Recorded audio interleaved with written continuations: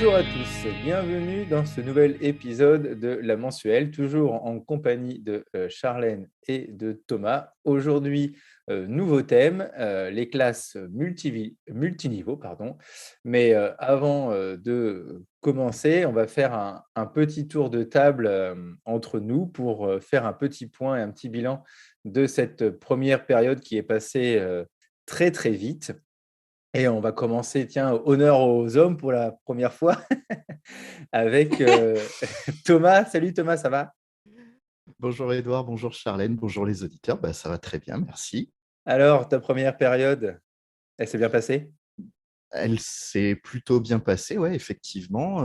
Mais bon, comme souvent les premières périodes, il y a beaucoup de choses à mettre en place. Du coup, c'était sur les chapeaux de roue, comme pour beaucoup de collègues, je suppose. Ouais, et j'ai vu que ton blob avait bien poussé. Ah oui, oui, oui, ça, on est des experts blobologues maintenant. Blobologue, c'est un nouveau mot que tu as mis dans le dictionnaire, non? Je fais partie du comité des néologismes scolaires. D'accord, ok. Et toi, Charlène, cette première période? Mouvementée, j'aurais pas dit qu'elle est passée très vite, en tout cas pas trop. Ah mince. Non, mais il y a du positif quand même. J'ai réussi quand même à recadrer un petit peu ma classe, hein, et à les remettre au travail pour la plupart. Donc maintenant, j'ai 2 élèves qui posent de très gros problèmes et puis 3-4 autres qui viennent s'ajouter de temps en temps. Ah oui. Mais donc, ça en fait quand même à peu près une vingtaine qui se comportent quand même assez bien et avec qui on arrive à bosser. Donc là, mon objectif maintenant, en période 2, ça va être de réussir à mettre absolument tout le monde au travail et de gagner un peu en sérénité, de Ouais. ne pas se demander chaque matin ce qui va se passer dans la matinée, quoi. Mais du coup, tu es quand même assez contente de ta classe, quoi. Ça dépend des Bon, jours. ouais, ça dépend des jours et de l'heure à laquelle tu me poses la question, mais avec le recul, voilà, c'est pas ma pire année et puis les années aidant, j'arrive à être un peu plus sereine face à tout ça. Ok, bah écoutez, moi, pour ma part, ça s'est pas trop mal passé. Bon, moi, vous savez tous, il y a une semaine que j'ai fait à la maison parce que ma classe, elle a fermé une semaine. Après, on a eu quand même le plaisir de terminer les 3 dernières semaines sans masque pour les élèves. Donc, ils étaient très contents. Moi, j'ai de la chance d'avoir 31 millions cette année et de ne pas faire on va dire, la police. Donc ça me change. Je crois que ça faisait, ou c'était même jamais arrivé en CM2, CM1, CM2 de ne pas avoir à faire de police un petit peu, dans la classe. Donc c'est très appréciable et donc je suis très, très content de ma classe et j'ai hâte, de la revoir, après, les vacances et de continuer à avancer avec eux et surtout de terminer l'année avec, le voyage scolaire qu'on espère pouvoir faire. Enfin voilà, un petit retour, moi ça va.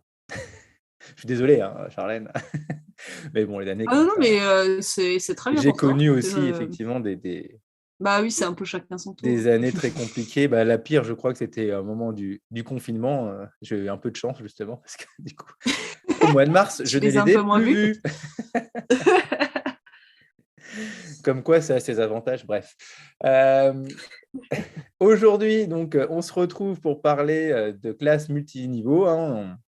On a décidé entre nous, d'aborder, le sujet. On vous avait fait déjà une émission sur comment, être prêt pour la rentrée. La deuxième, c'était, je ne sais même plus, aidez-moi. Les projets de classe. Ah voilà, Ah oui. choisir et mettre en place un projet de classe. Pardon, oh là là, je suis la vieillesse me guette et maintenant les classes, multiniveaux. Je crois que tous les 3 on a pratiqué un petit peu. Je crois que Thomas, tu es encore en classe multiniveau cette année, Je si je ne me suis en trompe pas? classe multiniveau et même, je peux te dire que je n'ai connu que ça. Ah, bah oui. Ah, Alors, en plus, voilà. Moi, j'ai connu quand j'étais dans une école de campagne, une petite école, il y avait que 4 classes, donc enfin, il y avait 4 classes, 8 niveaux, 4 classes.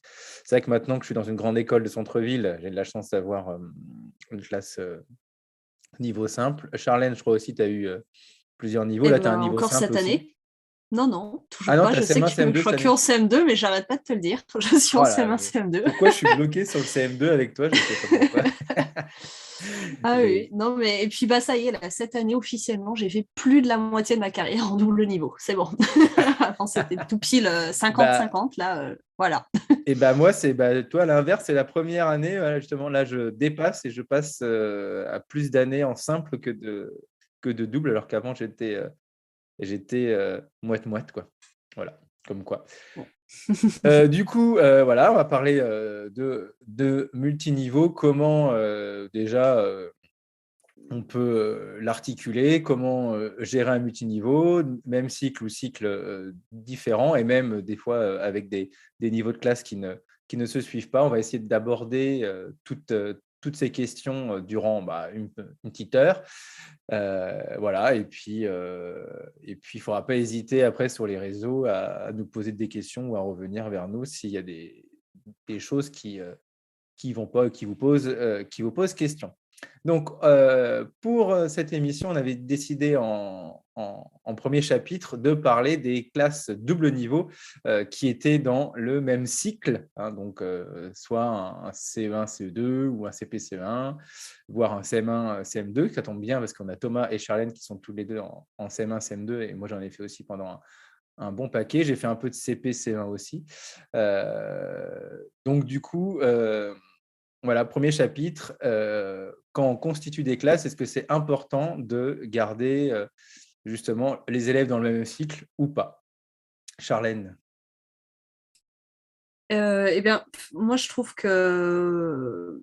Enfin, je ne me pose pas la question, ce terme-là. C'est-à-dire que c'est vrai que quand on fait des classes, on y pense. Et en même temps, quand on a fait du CP, CE1, on se rend compte qu'ils ont beau être dans le même cycle.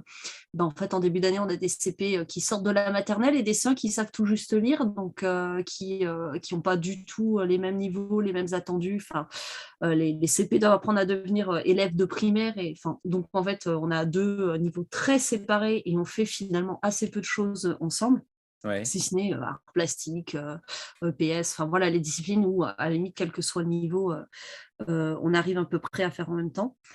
J'ai eu du CE2, CM1, mais à l'époque des anciens programmes où c'est pareil, en fait, hein, il y avait quand même pas mal de différences, moins que maintenant, mais il y avait quand même des différences. Mais à l'époque, le Et CE2 était dans le cycle 3. oui, c'est ça. Ouais. C'est ça. Donc, on débutait un certain nombre de choses qu'on ne fait plus du tout en CE2 maintenant. Mais même quand on a des CE1, CE2, finalement, le niveau en lecture, par exemple, n'est pas le même. Enfin voilà, les attendus sont quand même assez différents à chaque niveau, en tout cas du cycle 2. Donc je ne vois pas plus pourquoi on ferait un CE1, CE2 ou un CE1, qu'un CE1, CM1, par exemple. De Ouais. toute façon, il y a beaucoup en différent. Après, voilà, ça peut être confortable pour un enseignant qui n'a pas des habitudes de travail qui s'adaptent facilement au double niveau. Par exemple, si on enseigne en atelier, etc., ça a peu d'impact. Par contre, si effectivement on avait l'habitude de tout faire ensemble, ça peut un peu rassurer quand même que ce soit proche. Donc là, ça va dépendre de l'enseignant qui va prendre la classe plus que des élèves eux-mêmes.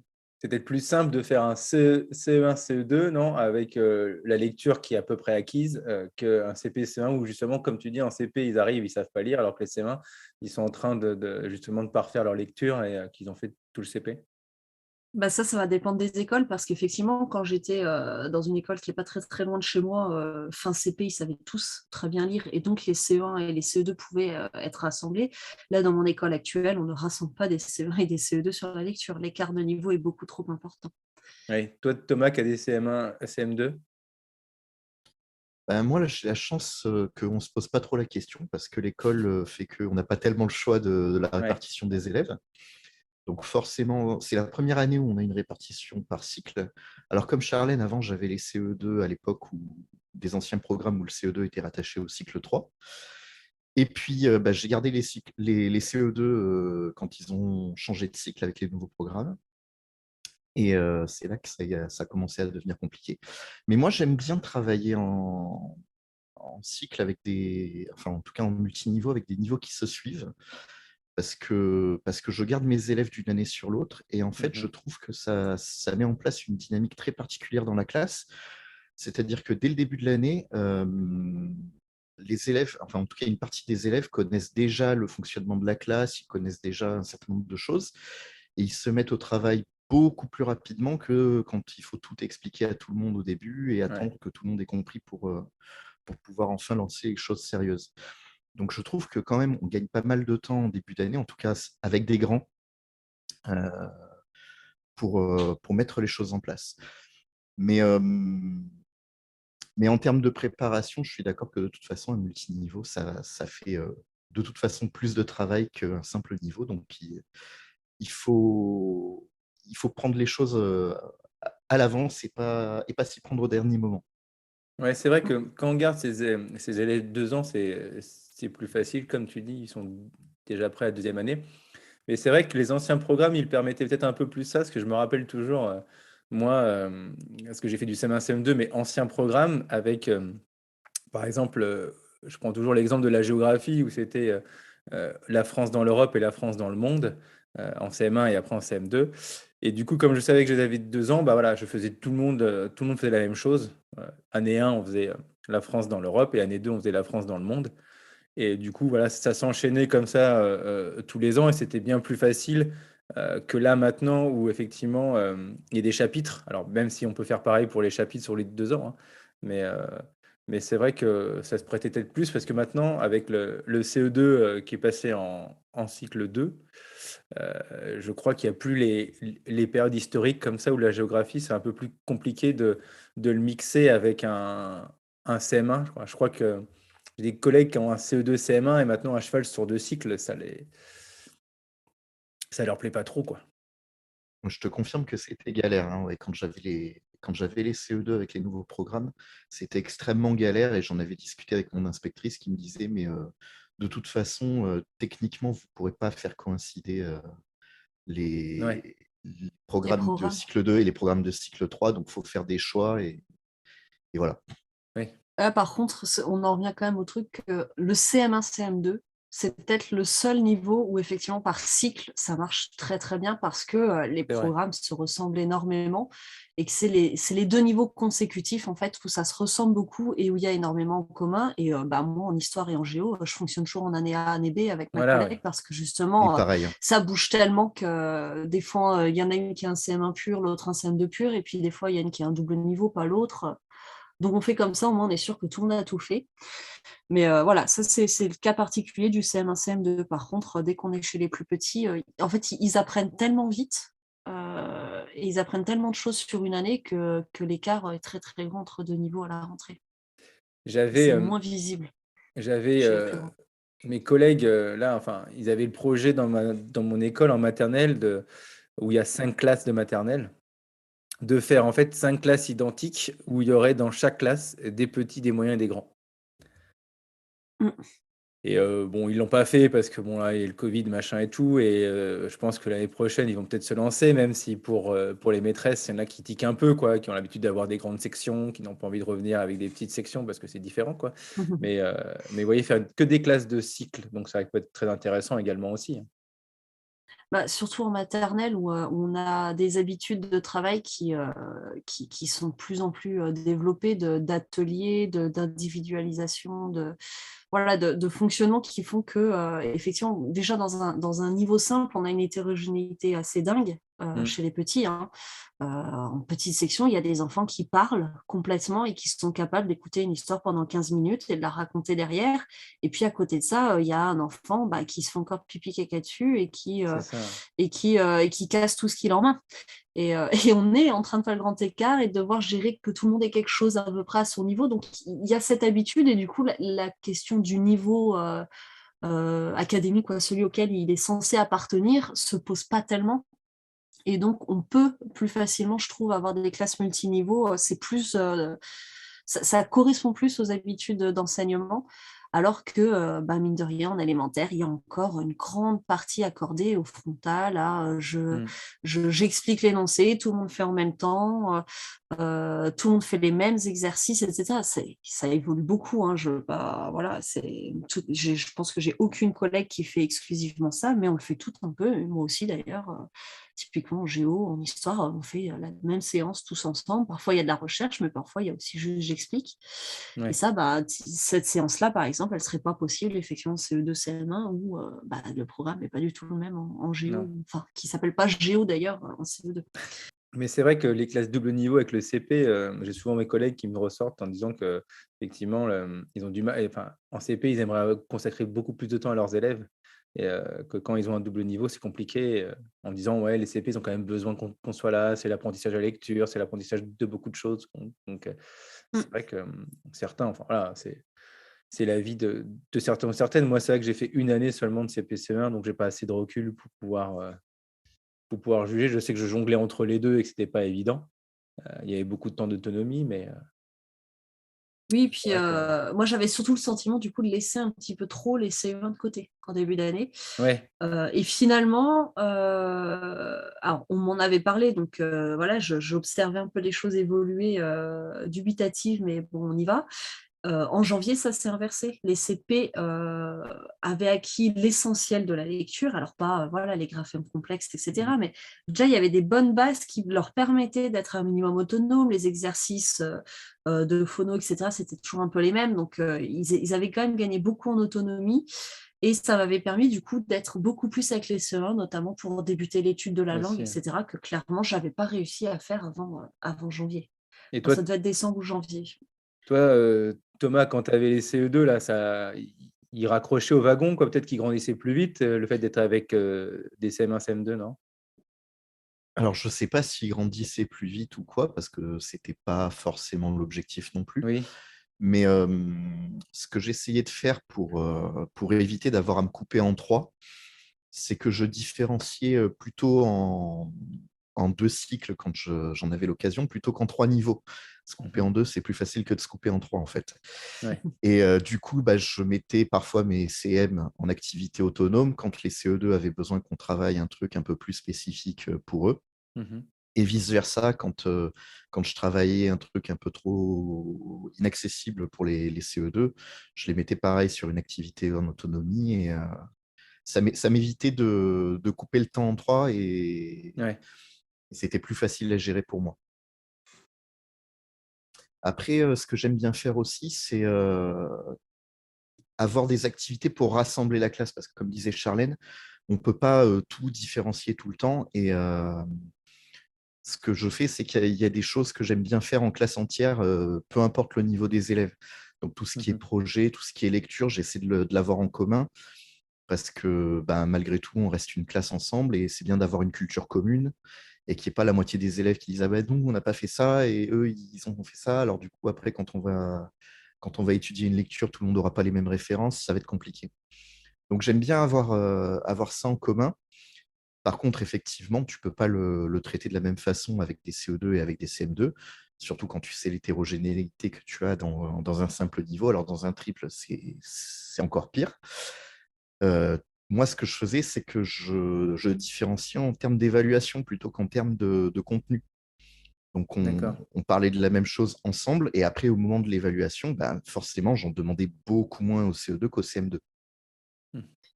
Et ça, souvent, je l'explicite parce que, alors, par exemple, études de la langue, en tout cas, le début de l'année en CM1, CM2, on fait tout ensemble. Heu et du coup, ça me permet, du coup, la deuxième moitié de l'année, de faire que les CM1 soient beaucoup dans on rebrasse, on révise, on consolide, et là, je personnalise beaucoup. Tel élève a une difficulté avec telle compétence, il va la travailler, mais l'autre travaillera peut-être autre chose. Et du coup, ça me laisse du temps pour les CM2.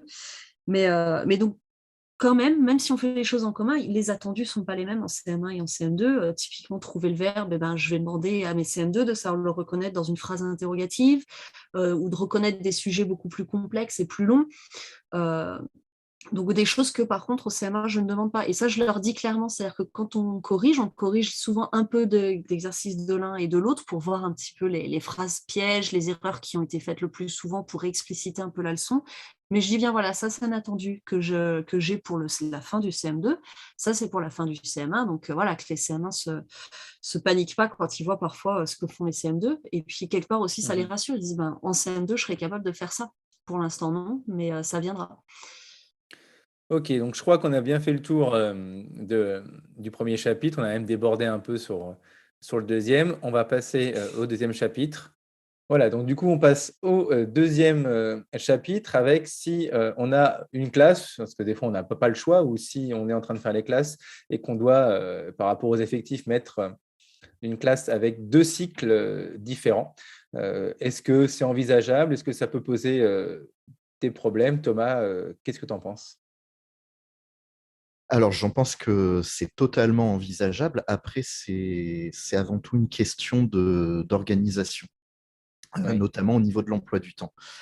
Et là, ben, ça dépendra vraiment des écoles, de comment on souhaite s'organiser avec les collègues, le matériel dont on dispose aussi, hein. C'est vrai que le numérique, ça peut aider dans des moments comme ça. Pour mettre en place des oui, ateliers autonomes sur les tablettes, ça marche pas mal, surtout avec les grands. Et je sais que par exemple, quand j'avais les CE2, je fonctionnais beaucoup avec mes collègues par des échanges de services. Alors bon, on le fait plus trop depuis le Covid et les limitations de brassage et tout ça, mais mhm, on l'a fait pendant très très longtemps de faire des échanges de services sur bah, tout ce qui était découverte du monde pour les cycles 2. Donc là, ouais. c'était souvent mes collègues qui les prenaient. Et moi, je laissais les CM pour tout ce qui était art plastique et tout ça. Et en échange, moi, je prenais les cycles 2 en anglais. Donc, ça se faisait plutôt bien. Mais voilà, encore faut-il trouver des collègues qui sont d'accord pour fonctionner comme ça, qui ont envie de fonctionner comme ça, Ouais. et trouver des créneaux disponibles pour s'échanger les classes, parce que pareil, ça demande un peu d'organisation et d'infrastructure. Parce que tu étais le seul à avoir des CE2. Il n'y avait pas une autre classe de CE1, CE2, non? Alors, on a fait les deux. D'accord. On a eu des années où j'étais le seul à avoir des CE2. On a eu des années où on avait partagé les CE2 en deux parce qu'ils étaient trop nombreux. Voilà. Et dans tous les cas, ça fonctionne de les rassembler pour des activités comme ça, Oui, et puis après de les laisser avec les CM ou avec les CP, CE1, suivant la classe où ils sont d'habitude, pour d'autres matières, la lecture, l'étude de la langue, etc. parce que c'est ça qui peut être plus compliqué, c'est d'avoir deux groupes de CE2 partagés dans deux classes différentes. Donc, du coup, tu dois un peu quand même t'organiser avec ta collègue pour avoir quelque chose quand même ou des temps communs, quoi, ou des moments communs, Ben, ou c'est pour progressions ça que les communes, quoi. échanges de services, ouais, mais c'est pour ça que les échanges de services se faisaient sur des matières périphériques, on va dire, Oui. voilà, Ouh. comme la découverte du monde. Oui, oui, je sais, j'aime pas fier non plus. J'ai honte de moi. J'ai honte de moi. J'ai fait ma Ah, détonatory. faut l'avouer, Thomas, tu as raison. Non, mais ouais, c'est le truc qui passe à la trappe le plus souvent. Mais n'empêche que c'est intéressant les échanges de services parce que du coup, comme c'est prévu dans ton emploi du temps, qu'il y a un décloisonnement à ce moment-là, ben tu te débrouilles pour être disponible à ce moment-là, en fait. Mm. Et ça évite de les faire passer à la trappe. Et, euh, et du Alors, coup, moi, même du en termes coup, de. Vas-y.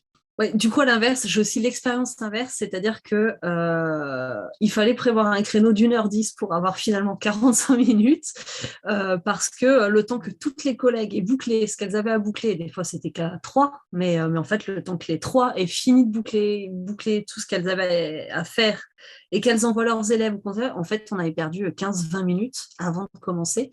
Et ça peut être un peu l'envers de la médaille où c'est moins sympa, je trouve. Et, et excuse-moi, je te coupe, mais je me pose une question aussi. Quand tu dis, toi, donc il y a les CE2 qui sont séparés, et il n'y a pas de problème, par exemple, avec les parents qui pourraient dire, bah, moi, je préfère que mon fils de CE2, il soit plutôt avec des CM1, CM2 pour avancer plus vite. Et ah bah non, il est avec les CP, enfin, ou les CM1, CE1, CE2, du coup, il ne va pas avancer. Enfin, vous voyez ce que je veux dire ou pas? C'est pas compliqué, ça, dans les écoles? Bah Ben, si après, tu laisses le choix aux parents, ils te c'est demanderont ça. toujours à ce que les enfants avancent plus vite, hein, donc, Qu'ils soient dans la classe avec les plus grands, quoi. Ouais, et pas toujours encore. Ouais. Enfin, moi, là, cette année, à la rentrée, j'ai des parents qui sont venus me voir assez affolés. Oh là là, mais comment vous allez faire? Vous avez des CM1 dans votre classe. Ah Oui, oui. oui, j'ai des CM1, CM2, mais en fait, exactement comme l'année dernière et comme plein d'autres années. Et du coup, par chance, j'avais mes anciens élèves qui étaient aussi là, hein, puisque j'ai gardé mes CM1 en CM2. Je leur Ouais. ai dit, bah, écoutez, posez la question aux élèves, vous verrez, y a pas de souci. Et ils étaient trop fiers voilà, de dire qu'ils avaient super bien bossé et qu'ils étaient devenus trop forts et qu'ils avaient même appris des trucs de CM2.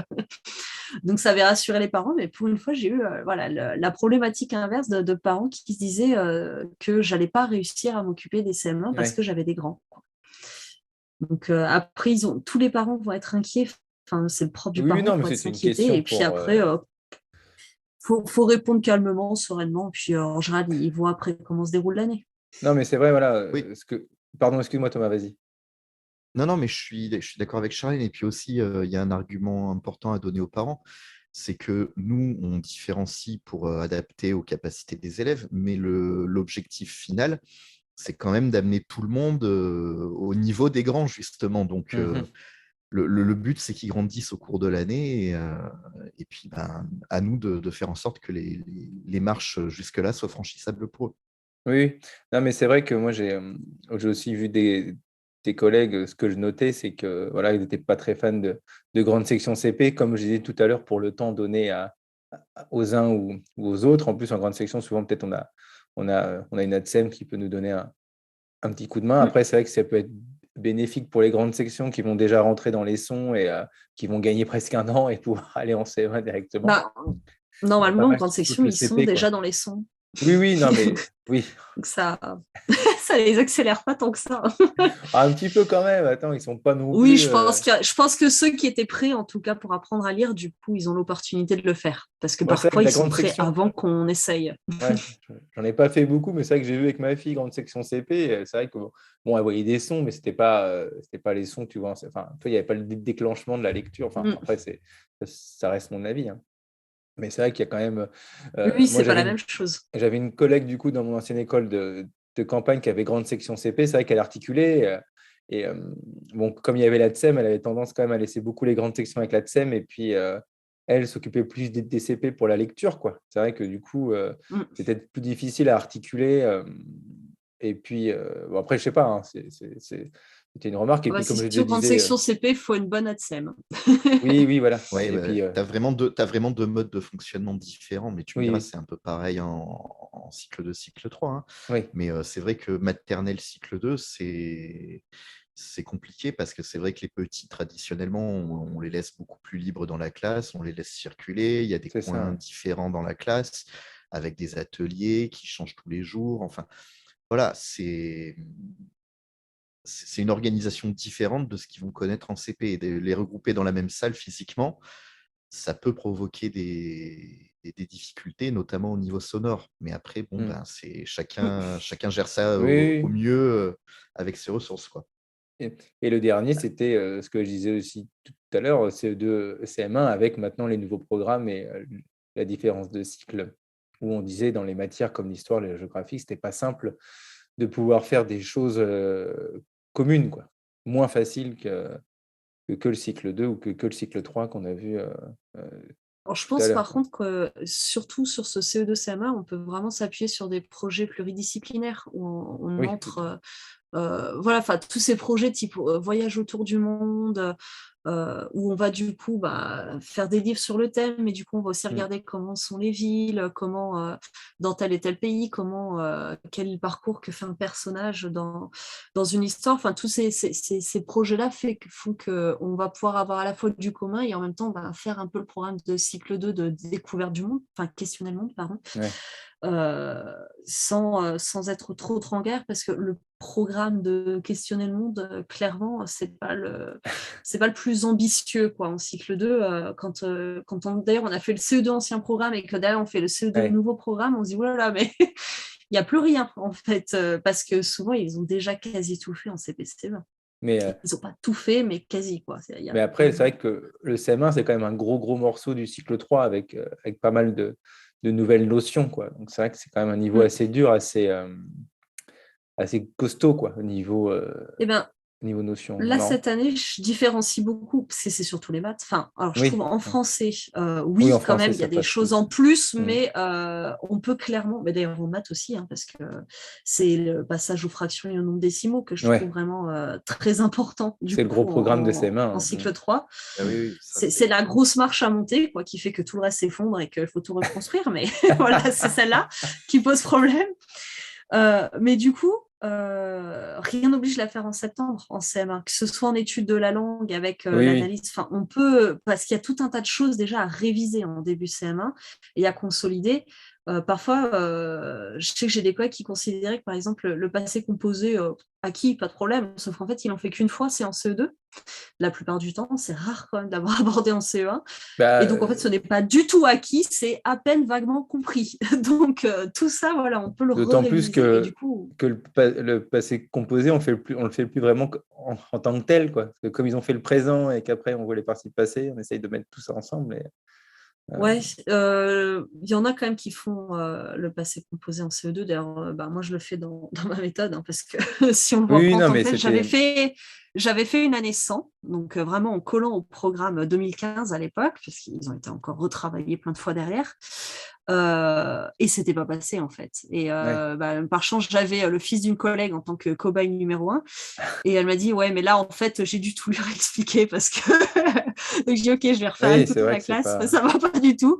Donc, voilà, je trouve que. Enfin, tout ça pour dire qu'on peut vraiment, sur les révisions de début de CM1, on peut beaucoup coller au CE2, en tout cas en français maths. Et Oui, par contre, eh ben, il faut anticiper que effectivement ça va aller un peu vite, donc peut-être un peu trop vite pour les CE2. Donc là, il faut jouer, je pense, sur les emplois du temps, peut-être mettre plus mm. d'ordre de français en début du CE2 qu'à la fin, pour qu'ensuite ils aient autre chose à faire. Voilà, ça, après, c'est dans sa programmation, son emploi du temps.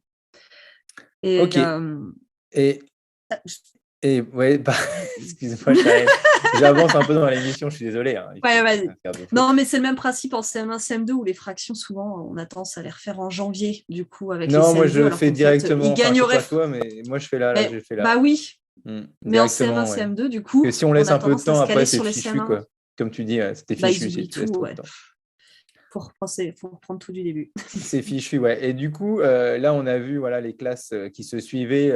Et maintenant, effectivement, on voit de plus en plus dans certaines écoles, justement, des classes multiniveaux, mais avec des niveaux qui ne se suivent pas. Par exemple, voilà, CP, CM2 ou CE2, CM2. Alors moi, personnellement, j'en ai jamais connu. Des fois, on en parle comme ça entre nous, parce que, bon, des fois, on manque un peu de CP, des fois, dans mon école. Mais je ne sais pas si vous avez déjà pratiqué ou connu le double niveau, mais avec des niveaux qui ne se suivaient pas. Charlène, je crois que tu en as dans ton école, non, dans ton ancienne école. J'en ai eu, ouais, ouais. Alors, bah, le CP-CM2 s'était posé à une époque, justement, dans cette ancienne école, parce que après avoir fait un CP-CM1, je me suis dit, mais en fait, l'idéal, ce serait d'avoir des élèves autonomes. Alors, Ouais, des on met des CM2. CM2. Alors, peut-être à la limite CP-CM1, histoire de ne pas avoir géré la liaison avec le collège. Ouais, Ça peut être, parce que c'est déjà beaucoup de travail, CP-CM, CP-CM. Mais oui, j'ai eu du CE2, CM2. Alors, c'est pas d'accord. moi qui les ai eus, ces élèves-là. Et faut l'avouer, hein, c'était parce que au niveau des effectifs, ça permettait aux autres collègues d'avoir des niveaux plus confort. Et c'est un peu tombé sur, sur celle qui arrivait en dernier. Et alors? Et ben, écoute, elle a géré. Non, ça a été Elle est très encore dur au prof? début. Oui, elle est encore prof et pas trop dégoûtée du métier, je crois. Et puis, non, non, mais ça s'était bien passé. Ça a été un peu dur au début parce que forcément, sans trop. Enfin voilà, un Hmm. été pour préparer ça et se projeter, c'est compliqué. Donc, ça se fait, autant qu'un CE2 CM1. Par contre, alors, les deux cas possibles, c'est soit l'équipe, il y a une collègue qui est partante, qui se dit là, moi, ça m'inspire quelque chose, ça m'inspire un Mhm. mode de fonctionnement, j'ai un projet de classe, là, je le tente. Ouais, Et en général, dans ce cas-là, l'inspecteur est d'accord. Et puis, il y a justement le coup de bon, on garde chacune notre niveau, du coup, tout ce qui reste, on le rassemble, ça donne ça, et ce sera pour la nouvelle. Et là, normalement, l'inspecteur refuse. Voilà. Alors après, on l'avait quand même pas laissée toute seule, hein. Il y avait des décloisonnements et tout, on n'a pas été trop moche. Mais voilà, c'est aussi possible là. Et là, il faut, je pense, un petit peu prendre du recul, se dire, bon, ça me tombe dessus, qu'est-ce que je vais en faire de ça? Il y a forcément des avantages, donc je vais les chercher et je vais essayer de m'appuyer là-dessus pour construire une classe et construire un projet. Ouais. Parce que sans ça, je pense qu'on se noie, en fait. Alors, en plus, le côté, on me l'impose, c'est dégueulasse. Et puis, Oui, en plus, c'est trop galère, quoi. on y va reculons, quoi. Entre deux. Donc, je pense, voilà, faut essayer de rebondir et de se saisir de ce truc-là et d'en faire un projet. Je sais pas si toi, Thomas, tu y as été confronté. On a échappé à ça, mais on n'est pas passé loin une année et on s'est débrouillé autrement et on était très content de l'éviter. Hein. D'accord, ouais. On va dire que tu sentais pas l'inspiration, quoi. Personne l'a senti. Non, mais c'était vraiment compliqué parce que c'était mélanger de la maternelle avec du CE2 et du CM2. Ah oui. C'était pas, Ah c'était oui. pas gérable. Ouais, là, ouais. Là, le projet, il me vient pas. Non, c'est vrai que il nous est CP, pas venu non CM2, ça plus, peut être donc, envisageable, mais là. Voilà, non, mais on a botté en touche et puis on a dit Ouais. bon, on va trouver une autre solution parce que clairement, pédagogiquement, c'était pas viable. Enfin, Oui. il y avait peut-être moyen de trouver un truc ponctuellement, mais tenir une année comme ça, c'était. Ouais, et puis c'est 3 niveaux, quoi. Triple niveau, hyper Ouais, écarté. triple niveau sur 3 cycles. Classe unique, hein. Et pas d'ATSEM à temps plein, bien sûr. Donc, Ouais. Ah ouais, enfin, non, voilà, ça... c'était c'est suicidaire et compliqué. on a dit non, on s'est battu pour trouver autre chose. Quoi. Après, c'est vrai que les classes uniques, c'est intéressant également, quoi, mais c'est vraiment autre chose. Et puis, bon, souvent, ils ont quand même des plus petits effectifs. Ils n'ont pas 30 élèves, quoi. Enfin, je suppose. Et puis, ils J'imagine. n'ont pas toujours tous les niveaux Mais aussi. Ça comment? arrive. Ils n'ont pas toujours tous les niveaux. Mais je pense Oui. que ça, c'est le genre de poste où bon, faut accepter que la première année, ça ne va pas être terrible. On fonctionnera peut-être par cycle, justement, comme disait Thomas. Oui, c'est ça. Et puis, petit à petit, on trouve des ressources. On ne fait pas tout, parce que ça ne marche pas, il y en a trop. Et on trouve des ressources. Et du coup, je pense que... Enfin, j'avais envisagé ce projet de classe unique, parce que j'habite à la campagne, mais même ça, Ouais. je peux rêver, a priori. Mais de vraiment penser à... Là, on est complètement dans le « je m'adapte à l'élève », avec toujours en tête les attendus quand même. Hein. Mais de toute façon, il y aura peut-être 2 élèves d'un seul niveau. Donc, voilà, Bah oui. si les 2 font pas la même chose et qu'il y en a un qui raccroche plus au niveau du dessus dans un certain domaine et l'autre pas, bah, c'est pas très grave, puisque de toute façon, on a les ressources pour tous les niveaux. Donc, Eh ben, écoute, c'est Charlène, plus c'est une facile de s'adapter. très, très bonne introduction pour introduire le dernier chapitre, justement. Et Waouh. alors, mais j'ai cru que tu allais commencer d'ailleurs Non. le dernier chapitre, tu étais lancé, nous dire, ah, ça y est, elle va nous balancer des astuces. Donc voilà, les petites astuces où voilà, ce que nous, on a fait déjà pour essayer d'articuler nos classes à double niveau qu'on peut vous donner à prendre ou à laisser. Hein. Il faut piocher il faut piocher dedans. Et effectivement, comme tu dis, un projet de classe unique, moi je trouve que, moi qui pratique les ceintures de compétences, ça collerait directement avec ça, où chaque élève en fait ferait son truc un peu de son côté, même si, comme disait Thomas, il faut pouvoir regrouper la classe également sur des temps, c'est important. Mais pour ce qui est, par exemple, maths et français, effectivement, on peut imaginer que chacun travaille à son rythme, dans son truc, en fonction de son plan de travail, de ses compétences, de ses apprentissages. Mais par contre, effectivement, il ne faudrait pas qu'on ait 30 élèves, quoi. Voilà, donc du coup, dernier chapitre. On imagine que classe unique, mais bon, moi, je n'ai pas eu, puis je pense que je n'aurai pas, parce que je ne suis pas dans une école de campagne. Peut-être un jour, si je déménage à la campagne, et encore, je crois que ça se fait de plus en plus rare, et encore moins peut-être dans le privé. Alors, Charlène, toi, comment tu fais pour articuler ton double niveau? Finalement, je fonctionne comme je fonctionne en niveau simple. Voilà. Ça me change pas tellement, en tout cas en CM1, CM2. Hein. C'est-à-dire que, bon, en CE2, c'était pareil. Je fonctionne beaucoup avec des ateliers. Pour ceux qui n'ont jamais tenté d'enseigner en atelier, typiquement se lancer peut-être dans MHM ou une méthode comme ça où tout est déjà prévu, c'est pas mal pour expérimenter un petit peu comment ça fonctionne, mais ça ressemble beaucoup à ce qu'on fait en maternelle Ouais. avec un atelier, 4 ateliers, on tourne sur la semaine ou sur la journée ou sur un créneau. Certains font ça j'ai jamais essayé. Donc ça c'est en gros le fonctionnement d'atelier. Les ceintures de compétences, comme tu disais. Plan de travail, alors j'avais abandonné, puis je vais peut-être m'y relancer cette année. Voilà, le plan de travail qui est quand même une bonne façon de personnaliser les apprentissages et qui fait que du coup, peu importe qu'il soit du même niveau ou d'un niveau Bah oui. différent.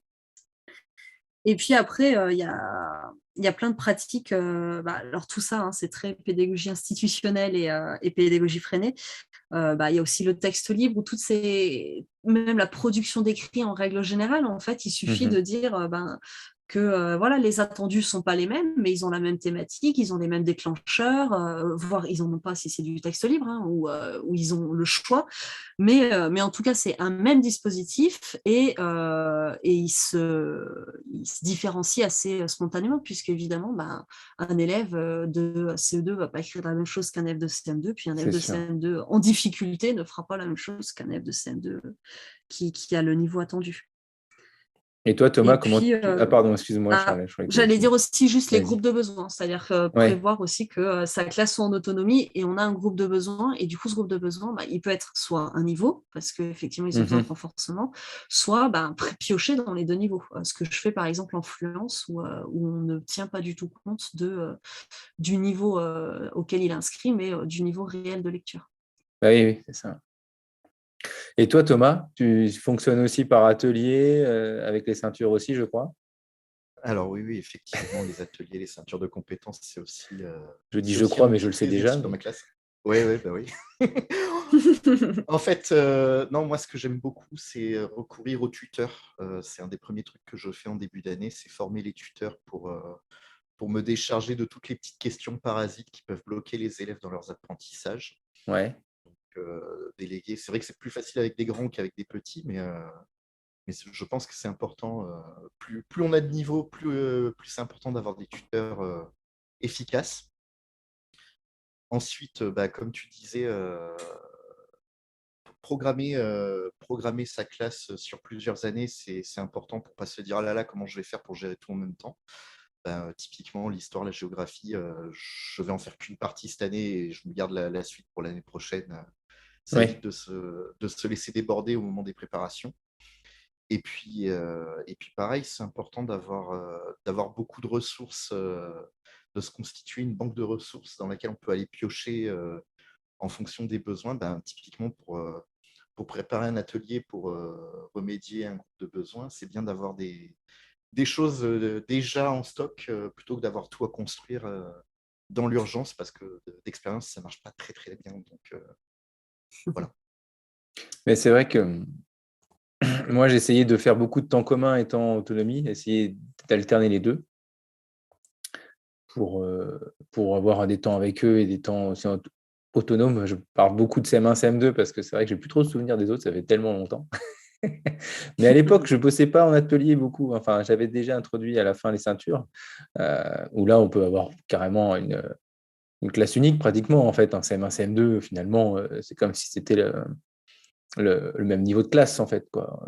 Par contre, on différencie, même si à la fin de l'année, il y a des CM1 qui sont au-dessus des CM2 et puis inversement, quoi. Donc, je ne sais pas si vous avez cet effet-là, mais Oui. aussi. Totalement. Mais là, cette année, j'ai par exemple récupéré 2 CE2 qui sont passés directement en CM2. Moi, j'avais plutôt conseillé qu'ils fassent un CM1 avec beaucoup de nouveautés et qu'ils aillent après directement en sixième. Bon, après, mon chef disait que ce serait bien que je l'ai comme j'ai l'habitude avec les ceintures, tout ça, machin, et que mes collègues de CM1 étaient pas encore connus à l'époque. Donc, ça rassurait les parents. Donc, je les ai pris et effectivement, ils sont déjà bien au-dessus de certains CM2 que je peux avoir. Et pourtant, voilà, ils ont un an d'avance. Oui, c'est ça, un an d'avance. Ils n'ont pas vu le programme de CM1, mais c'est des éponges, quoi. Donc, non, mais voilà, on parle d'un truc, ça fait tilt de suite et ça avance, quoi. Donc, mais bon, ça, c'est pas une astuce.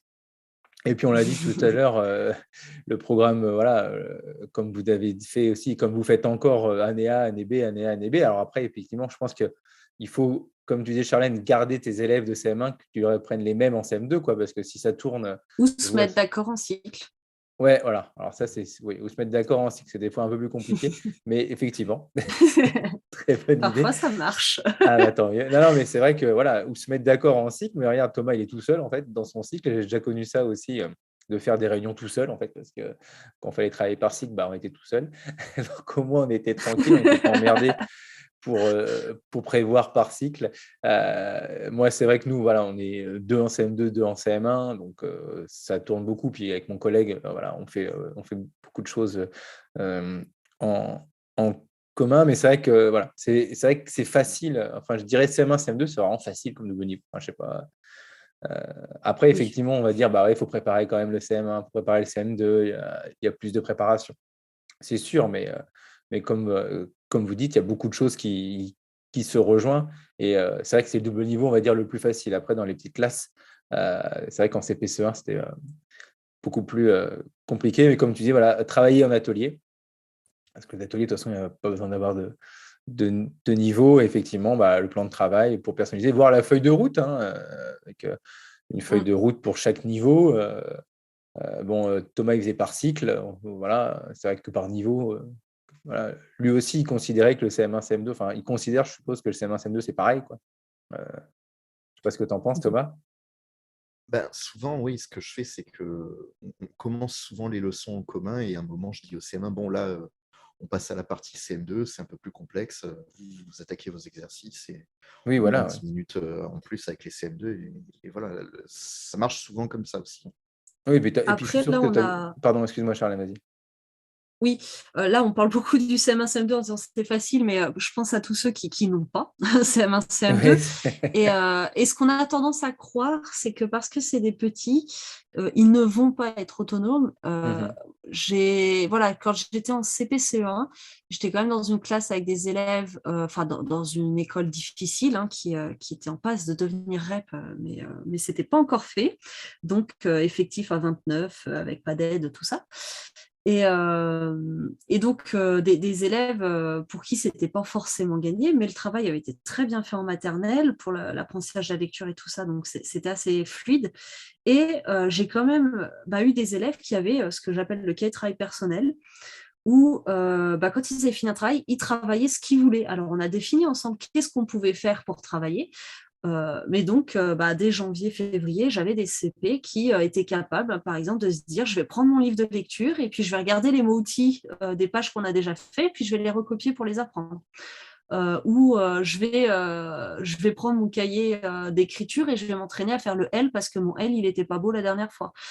Euh, ou qui se faisait des calculs et qui allait chercher le matériel pour ensuite vérifier les calculs. Donc, il s'écrivait des calculs sur l'ardoise, il se passait les ardoises, et donc tout ça, il le faisait tout seul.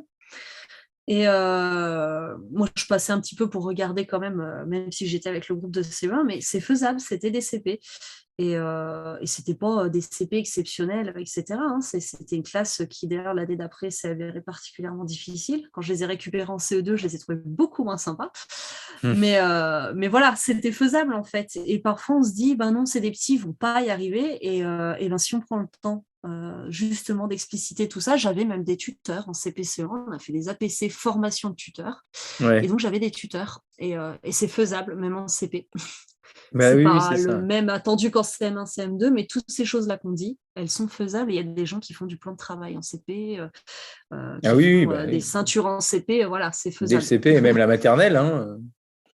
Oui. D'ailleurs, Même la souvent, maternelle. on gagnerait à s'appuyer sur ce qui a été fait en maternelle parce que souvent, il y a des choses qui ressemblent beaucoup. Mm. C'est vrai. Eh ben, écoutez, on a pas mal fait le tour, là, je crois, hein. C'est vrai que, bon, moi, je parle beaucoup de CM1, CM2. Mais parce que c'est vrai que je ne sais pas pourquoi, j'ai fait ça en 2008, CPC1, et pourtant, je l'ai fait un an, mais je crois que j'ai Une année qui t'a déconnecté. marqué, ouais. Ouais, j'ai tellement... je crois que c'est à force de faire trop de cycle 3, tu vois, on est trop dans le cycle 3, et d'ailleurs, il faudrait que je change un jour Ouais, c'est vrai, pour me mettre en c'est vrai. question, parce que là, je dois être à 12-13 ans de cycle 3. Et c'est le CE2 que je crois que j'ai jamais fait. Et c'est vrai que du coup, même si l'année de maternelle ne m'avait pas plu, euh, je crois qu'il va falloir que je me remette un peu en question, que je change de niveau. Mais c'est pas gagné parce que j'aime bien les grands quand même. Ouais. Oh, les CE2, on commence à avoir des Ouais, réflexions les grands CE2, c'est sympa. et c'est sympa. Et en même temps, ils ont encore la plupart du temps Moi, le côté un peu mignon, tout ça. je dis souvent à partir du CE1, quand ils savent lire, ça va, ça me va. Mais préparer les cahiers, c'est vrai que là, cette année, ma PES, elle est en CE1, donc je vais la voir dans sa classe de CE1. C'est vrai que c'est sympa quand même, le CE1 aussi, hein. Il y a des choses qui sont rigolotes. Puis je vois ma fille qui est aussi en CE1, mais c'est vrai que je préfère les grands. Au niveau des lectures, alors je vois, je ne sais pas si vous en avez à conseiller, je les mettrai en description. Je crois qu'il y a enseigné en classe multiniveau chez Retz, je ne sais pas si vous connaissez. Euh, Par contre, J'avais un ancien modèle il y a très ouais, très très ça longtemps, vise mais que j'ai cycle plus Pareil. 2 et aucun 3. souvenir. Il ne parle jamais de maternelle. Et j'en avais dans mes recherches, j'en ai trouvé un autre, c'est aux éditions Dunode, ou Duno, je ne sais pas comment on prononce. J'enseigne dans une classe multiniveau du CP au CM2. Euh, donc, ça fait deux ressources en Alors, livre. je crois qu'il y Je ne en sais pas a si un de vous les connaissez. prévu. Non, ceux-là, je les connais pas du tout. Par contre, je crois qu'il y en a un de prévu. Je ne sais pas si j'ai le droit de le dire, pas le droit, tant pis. De... Aux éditions ESF, donc Ouais. dans la collection Qui va à laquelle j'ai sortir. participé. Bah, j'en sais rien de plus. Je sais que c'était dans les thématiques prévues et voilà, j'ai pas d'autres D'accord. informations. Mais Bah, c'est vrai tu que c'est sais un s'il format qui est... est très non? pratique. Tu sais pas s'il est sorti. Ah, il me semble pas. Ah oui, Il me donc semble pas. c'est dans les cartons, quoi. Voilà, donc c'est pas pour aujourd'hui. Et après, il y a un autre livre dont j'ai parlé récemment là, sur mon Instagram qui s'appelle La coopération, ça s'apprend. Alors certes, Ah c'est oui, pas les classes multiniveaux, mais du coup, justement, oui. Thomas disait, et puis j'en ai parlé aussi, formation de tuteurs, comment on s'entraide, Mm. etc. Et dans ce livre-là, donc, qui parle de toute la coopération, il y a tout un tas déjà de comment on met en place théoriquement, à quoi ça sert, quel est l'intérêt, etc. Mais il y a aussi énormément de fiches pratiques, peut-être plus encore Voilà. que dans les autres livres de cette Ouais. collection, où on va vous présenter une expérience à mettre en place avec les élèves, comment on la déroule pour que les élèves Mm. en tirent les conclusions qu'il faut et construire tout ça avec eux. Il est très pratique, ce livre, effectivement. Ouais. Il y a beaucoup de situations concrètes. Il y a de la théorie pour expliquer pourquoi on fait les choses comme ça et pas autrement. Mais c'est surtout, il y a beaucoup d'accompagnement sur comment le mettre en place dans sa classe. Et je trouve ça très intéressant. C'est un tout petit format, 178 pages, si on enlève la bibliographie. C'est Sylvain Connac, donc de toute façon, c'est fiable. Bah oui. Il a plus rien à prouver, je pense, dans le domaine. Donc, il partage toutes ses connaissances et c'est très chouette. Mais ouais, un livre très pratique et du coup, qui va vraiment beaucoup aider à mettre en place cette coopération qui va être, je pense, vitale dans les classes multiniveaux. Mm. Bah, il y a le tien, Thomas, aussi, non? Non, c'est pas ton... que Ouais, tu c'est as ce que fait j'allais justement dire. avec Sylvain Connac. J'ai participé, j'ai Oui, pas mais écrit bon, le livre non il y plus, a... mais ouais, c'est évaluer sans décourager. Voilà, ouais. Où là, on a mis plein d'exemples de classes coopératives de tous les niveaux, de la maternelle jusqu'au CM2. Bah oui. Voilà, Ça donc me fait aussi. penser à Évaluer un autre sans aussi. décourager. Il faut que je les mette tous les quatre dans la description. Vous me les redonnerez. En Il tout y en a cas, aussi sur les ceintures, juste sur les ceintures aussi qui existent déjà chez ESF aussi, mais alors j'ai plus du tout le nom. il y a un livre sur les Et je ceintures en suis ESF, je ne désolée. sais pas. Sinon, Euh, après, il y a tous les ouais, attends, bouquins de évaluer pédagogie. autrement, c'est possible. Voilà. Ouais, Qui oui, là aidera à évaluer mettre en place autrement, les oui, c'est ça, oui. ceintures. Oui, bah, c'est qui vient de sortir, là, non? Oui, oui, c'est ça. Enfin, il y Mince, a comment il s'appelle? je crois, Yves septembre. Cardoc, là? C'est ça, Yves Cardoc. Oui, Non? oui. Oui, c'est ça. Oui, qui est en Oui. Belgique, et oui, oui, qu'on a beaucoup échangé sur les ceintures avec lui, effectivement, qui est évalué autrement, c'est possible. Et bah, ces 5 livres, je les mettrai en description. Et bah, écoutez, merci. J'espère que voilà, on est à peu près au milieu des vacances quand on enregistre. Il faut prendre le temps de se reposer. Moi, c'est un peu de rangement, un peu de jardinage, un peu de boulot, un peu de repos. Je ne sais pas vous, mais Un peu de tout ça aussi. un peu de tout ça aussi. Pareil.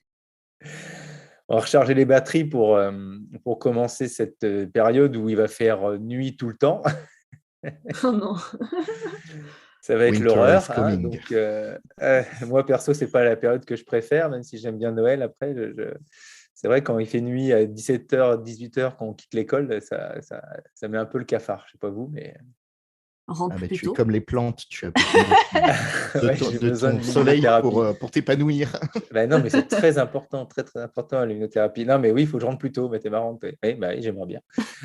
Oui, mais nous, dans le sud, quand on a du soleil, c'est pas le même que chez vous, je pense. Ouais, oui, oui, bah oui, c'est sûr. Ouais. Ouais, enfin, en tout cas, et à Lyon, il fait nuit plus tôt qu'à Toulouse, je suis sûr. Moi, je suis à peu près au milieu, hein, et puis même en hiver, t'as beau être à Toulouse ou à Lyon, hein, bon, voilà. Oui, oui, non, mais je suis d'accord. Le soleil, il se couche quand même assez tôt et du coup, on n'en profite pas. Ou alors, il faut se lever très tôt le matin. Il faut être du matin maintenant.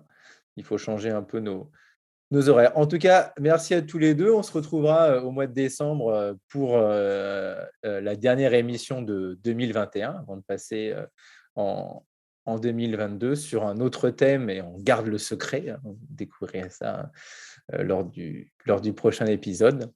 En tout cas, merci à tous les deux et puis je vous souhaite des bonnes fins de vacances et puis une bonne reprise au mois de novembre. Et puis, bien sûr, hein, s'il y a des questions, on vous contacte sur les réseaux. Il y aura toujours les liens en description.